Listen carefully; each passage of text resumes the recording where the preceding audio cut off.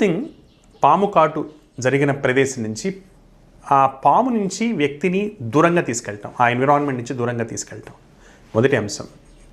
రెండవది కుదిరితే పాముని ఐడెంటిఫై చేయటం. కానీ దానికోసమని దాన్ని అంటే మన జీవితాన్ని డేంజర్లో పెట్టుకోకుండా చిన్న ఫోటో కానీ ఇటువంటి వాటితో దాన్ని ఐడెంటిఫై చేయటం. కొన్నిసార్లు బాగా దెబ్బతిన్న పాములు కూడా మళ్ళీ ముట్టుకుంటే తిరిగి కాటేసే అవకాశాలు ఉంటాయి కనుక దాన్ని పట్టుకొని వెళ్ళాలి అనేటువంటి ఉద్దేశం కాకుండా చిన్న ఫోటోగ్రాఫ్ తీసుకుంటే సరిపోతుంది.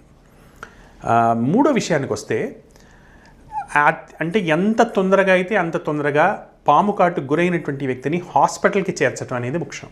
కానీ ఈ చేర్చటంలో తన చేత నడిపించటం అనేది చేయకూడదు. ముఖ్యంగా కాళ్ళకు కానీ చేతులకు కానీ గనక పాము కాటు అయ్యి ఉంటే సో అయిన ప్రాంతాన్ని ఎంత